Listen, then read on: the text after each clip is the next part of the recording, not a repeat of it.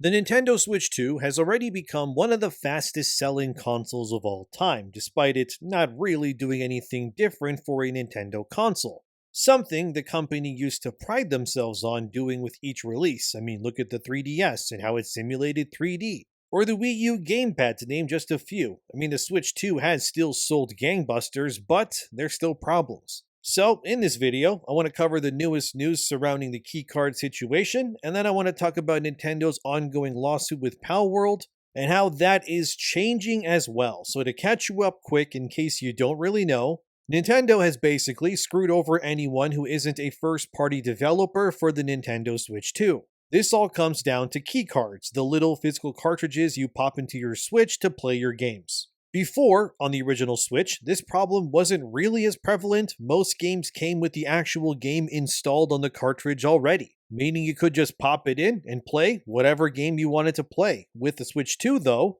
this has now changed for the worse, and everyone pretty much agrees with this. I think that's safe to say. Now, most physical keycards for the Switch 2, they don't actually have the game on them. You instead pop the thing in, and then you're prompted to download the game digitally. This has become, effectively, the worst of both worlds, and it's causing serious money backlash, and that's putting that lightly. And this has been going on for a while now, too. Like, look at this from Nintendo Life back in May this year. Nintendo even then had zero plans to ever do the keycard digital code nonsense thing for their own first-party games. Which, unsurprisingly, is why their first-party game sells so well, because the game is actually on the thing when you buy it. Imagine being a physical game collector for Switch 2 right now, outside of those first-party titles, and a very few select other games that are third-party. Why would you buy anything physical ever from Nintendo ever again? And also, if you enjoy the content, please like the video, leave a comment, and subscribe to keep up to date on all the godforsaken news to come. Thank you, and back to keycards. If you do this, you're just putting a plastic case on your shelf that doesn't even have the game on it. This would be like buying a meal from McDonald's, getting home, opening up your Big Mac meal, and then there's no burger, but instead a code, in order to just call an Uber driver to now drive to your house to deliver the burger you just bought to you. Like, what are we even doing now? For example, NIS America, which does physical versions of many Japanese RPG games, is likely panicking right now because nobody is buying their Switch 2 inventory. As Stealth40k, a user who regularly posts insider data on the sales of video games, shows here, NIS's Trails Beyond the Horizon collection has only the PS4 and the PS5 version sold out. The Switch 1 version still has 75% of its inventory, and Switch 2, according to this data anyway, hasn't sold anything. Disgaea 7 on Switch 2 has also not made a single sale physically, allegedly, but still, fathom that, guys. Even if it's 99%, that's still horrible. Just imagine making all of those plastic cases, getting the keycards made for your big Switch 2 rollout, and then nothing. Nobody buys anything. Unsurprisingly, the PlayStation version sold out because the games are actually on the discs that you pay for. Switch 1, same thing, but this new console people are crazy for and nobody is buying. Yeah, this is a massive problem, guys. As this user claims here, they've heard that keycards are selling like garbage, which, yeah, that's pretty obvious to see. Then this other user would try to deflect, saying that the top games sold on Switch 2 dispel this narrative, but no, they don't. You see, Mario Kart World, Cyberpunk, and Rune Factory, as you can see there, are all natively on their keycards when you buy them on Switch 2. So, this user here actually self-owned themselves without realizing it, and you kinda love to see it. But the point of all of this is that Nintendo has completely screwed their third-party partners over by pushing this nonsense out as being normal. Especially, again, when Nintendo themselves aren't even adopting the same tactic for their games that they make in-house. This whole thing just seems genuinely stupid, honestly, and makes no sense from a marketing standpoint. Because the only reason that you would do this is to push people to buy stuff digitally. But why would you want your consumer base to adopt this doctrine if Nintendo themselves aren't pushing this with their own games? Like, I get it to a degree. Nintendo wants you all to buy digitally mostly so that they can control your library, and therefore, they got you in a headlock, so if you do anything shady, well, you lose everything. They basically want everyone's balls in a vice grip, is why they're doing this, but it's still backwards. Even Nintendo admitted in June 2025 that they realized that physical media will never fully go away. And they only now understand the importance of having the full game on the keycard when you buy it. Wow, what a realization to have mere days before your brand new console arrives and millions of plastic keycards are being made that in fact don't have the games on them. Actual moron behavior here. As Stealth 40k says here, what's happening is simply that game collectors will just choose whichever other option is the most cost effective and sensible in this case. Which is simply that if you buy Nintendo Switch 2 keycards over PlayStation versions and whatever else, you're just being bamboozled, and yeah, they're gonna think you're an idiot pretty much for buying it. And it's such a shame too, because people are most likely to buy games that they don't even really want pretty much whenever a new console drops. Like, why do you think a game like Knack on PlayStation 4 was able to sell over 2 million copies? Because people bought it because the PS4 just came out at the same time. Then they tried to replicate that success with Knack 2 after the honeymoon phase with the console was over, and yeah, it bombed alright. But what Nintendo has done here is pretty much just roundhouse kick any chance of that honeymoon overspending of eager consumers to happen right out of the gates with their brand new console here. I can't imagine how pissed their third-party publishing partners feel right now. It's got to be like when a guy who knows absolutely nothing about Bitcoin or any of that digital currency, and then he tells his parents to buy some of it at an insane price, and then the market immediately crashes and now they just disown their son for being a moron. Like, Nintendo has to make this right. But as it stands right now, it doesn't seem like they're going to be fixing much of anything about this yet. Because, as seen here on Reddit, fake keycards are already being made. And as thegamer.com puts it here, this new fake keycard situation just put the entire physical market for Switch 2 games in a state of jeopardy because it could really screw Nintendo over, not to mention the players too. To get a good real look at them, here as you can see on Reddit, it's almost impossible to tell whether the game you just bought is legit or not for the Switch 2. I mean, look at these things. Maybe I'm blind and I just can't tell, but my eyes can't tell the difference, and that's kind of the problem. Because in case you don't know, Nintendo has a way of knowing if a fake Switch 2 game is plugged into your console port.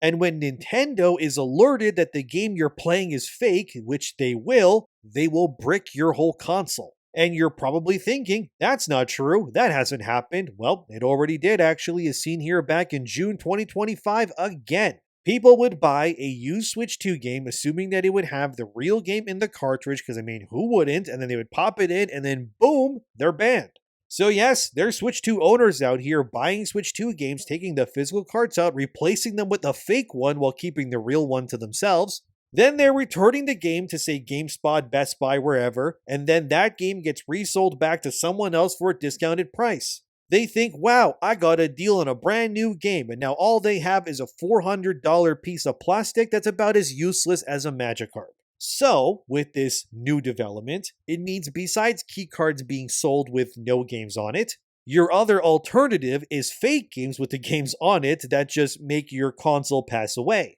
Again, remind me why people even buy games on the Switch 2 again, because this entire system is backwards. Because Nintendo is greedy and they just want to control everything, dude. And honestly, this problem will just get worse with time. And the only way that you can truly keep yourself from not bricking your Switch 2 is by buying games digitally. Which just means you're now at the mercy of Nintendo not banning you for any reason that they feel like, otherwise you'll lose your entire library. Don't you love modern gaming? Doesn't this fill you with joy? Isn't it great to own nothing and live every moment? Just hoping that a glitch or something else doesn't just rob you of thousands of dollars and hundreds of hours of gameplay in an instant? God, I miss the Super Nintendo back in the 90s. It used to be so simple, man. I mean, it could be worse, I guess. You could be a third-party publisher releasing your games on the Switch and panicking because nobody is buying your products. Again, from June this year, it's horrific out here for anyone who isn't Nintendo selling on a Nintendo system. And ultimately, because Nintendo wants to push their digital-only future, it has now led to abysmal sales. Right there in the pink as you can see, horrible news, dude. This is honestly why I never bought a Switch 2 despite owning every other console at some point in my life that Nintendo has made. Besides the Wii U, I never bought that one, but who cares? I mean, I even bought the first Switch a week after it first came out. Now I just can't justify it. Why would I? I'll just stick to the PS5. At least there, if I buy a game physically, I have it, and my games will load faster than whatever Nintendo is doing over there right now. But that's not even where this all ends. Let's now talk about Palworld and Nintendo. Another can of worms. Oh boy. So, long story short, in case you don't know, Nintendo wants to sue Pocket Pair for infringing on gameplay mechanics from their Pokemon series within Palworld. This has now led to a massive lawsuit where everything hangs in the balance. Currently, it's not going well for Nintendo at all. They've actually changed the legal wordings of their patents mid-lawsuit, which is not a good sign. And Pocket Pair, despite Nintendo trying to ruin them, is full steam ahead trying to turn Palworld into a bona fide global phenomenon.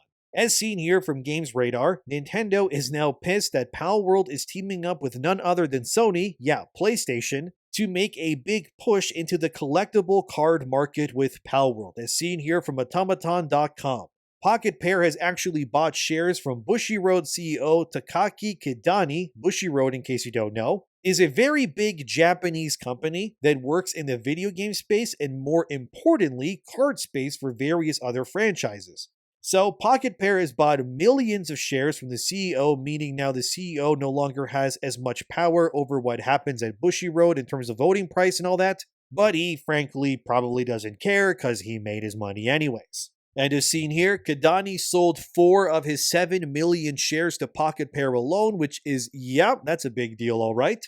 And the point of this is that Pocket Pair wants to now turn Palworld into a legit counter to Pokemon worldwide in every sense of the word. So by acquiring this massive stake in Bushiroad, it paves the way for Palworld to now get a full trading card franchise, which I think we all know how popular and expensive Pokemon cards have become in recent years. Just go to any convention and see what I mean. Charizard goes for like thousands of dollars now. But this will also lead to Palworld allegedly also getting into figurines, made of their characters, merchandise in general, cross-media tie-ins with other cards and whatnot, and other promotional event stuff too. So will it show up in like Fortnite or something? I don't know. Could be cool. It's a possibility now at least.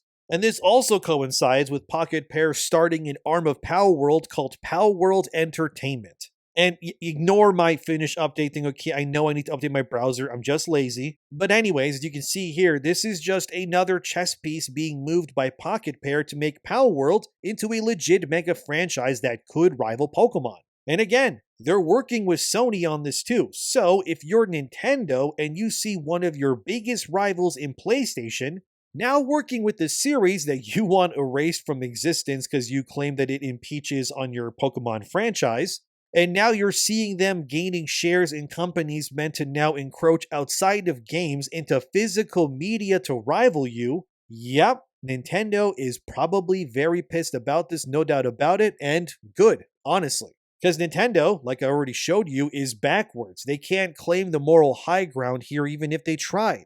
And it's about time that Pokemon had some legit competition, because just taking one look at the newest Pokemon game, which is $80 American by the way, or in Canada it retails at $100 before taxes, and no, I am not kidding. Which is genuinely absolutely insane to pay for a game that looks like this. That is crazy. Like, this game is really $100 here in Canada. Nintendo is out of their minds, man. A game that looks and runs like this when Battlefield 6 is $80 in Canada by comparison. Insane, dude. But this is what I mean, and why this is good. Nintendo needs the competition, because they've gotten so lazy when it's come to Pokemon. Because they haven't really had any competition that can make them change their ways at all. I mean, Digimon tried and pretty much failed, so here we are. And look at Legends gameplay. Wow, your Pokemon can auto-battle now. Incredible. Revolutionary even. Remind me again why this is worth $100, and it's Nintendo, so it'll never go on sale either. Because as we all know, Nintendo is allergic to discounting their first-party games like ever. But what makes this whole thing even weirder is that Nintendo has let a certain game slip into their eShop that looks to rip off Palworld even down to the name, which is kind of crazy, as seen here from Games Radar. Palland, that's not a typo, has arrived on Nintendo Switch recently, and taking one look at it, it's like a poor man's Palworld that looks like it came out 15 years ago. Palworld's official description reads, a captivating survival, building, and exploration game where everything starts with a humble base, and you can capture creatures to help you, which is, yep, a lot like Palworld. However, this does not mean that Palland can't exist, even if its name is also, very similar to Palworld 2. And if Pocket Pair doesn't want to be seen as hypocrites here, they should probably not sue Palland, because if they do that, it could even muddy the legal battle procedures surrounding their battle with Pokemon right now. Like, oh, you can't, sue us because we're like Pokemon, but you're suing Palland? It's a mess. But I mean, what would happen then? A game comes out called, I don't know, Pallot or Pal School, and then Palland sues them too in the future? At that point, we're in like an Inception level suing event here. It would make no sense. But looking at Palland, clearly, I mean, based on the gameplay you're seeing here, the game is, well, it looks terrible. Like, let's be real, this looks awful, dude. Like, what even is this? But that being said, it is interesting that Nintendo allowed Palland to pass its authentication process for sale on the eShop. Considering how it looks and plays, I mean, it also technically rips off Pokemon, but it's likely just a big FU to Palworld more than anything else if I had to wager. Because in case you don't know, Palworld is not available on Switch. I know, shocker, for good reason with the whole legal dispute going on. But I think the real reason why Nintendo doesn't want Palworld on Switch is pretty simple. Because it would both expose and make Nintendo fans quickly realize how lazy Nintendo and Game Freak have been when it comes to Pokemon for years. And then their eyes and their brain chemistry would be permanently opened and changed if they played Palworld, especially on a Switch 2. Because remember, Palworld is only $38 Canadian right now. Yeah, you could buy Palworld twice and still have money left over instead of buying Nintendo's new cash grab Pokemon game this fall. I'm running out of air to speak. So like I said, Nintendo wants Palworld gone because it just exposes them harshly. It's a game with more content than most Pokemon games. It has free updates and full expansions, which Nintendo doesn't do. They instead charge an arm and a leg for the expansions to their Pokemon games. I'm looking at you, Sword and Shield. And everything Palworld is, threatens the existence of Pokemon pretty much, is what I'm saying. And now that Palworld is moving into trading cards, allegedly anyway, this will just make Nintendo even more angry. Because now, if that were to happen, Nintendo has to share retail space in stores and hobby shops with Palworld's creations alongside theirs. And knowing Pocket Pair, if their flagship game is half the price of modern Pokemon games, I would wager that their cards and their packs will probably charge less than Pokemon is doing as well too. And at that point, Nintendo might just send ninjas to Pocket Pair HQ to just clean that place out before long. But hey, I don't feel bad for Nintendo. I mean, they did this to themselves. If they're not pushing key cards that have nothing on them and then banning people for buying games they don't even know are fake in the first place, they're also trying to crush their competition with their wallets and forcing you to pay $100 for this slop that looks like it came out 10 years ago at best. Like, look at this, dude. $100 for this. You gotta be kidding me. But honestly, Nintendo has all of this coming to them, And I hope Palworld continues to expand, if not for any other reason, then just to make Nintendo's executives show the world just how much of a cartoon villain they really are. But I think that's enough for now. I talked enough. What do you think? Let me know in the comments below. Thanks for watching. Subscribe to keep up to date as always, and I'll see you next time.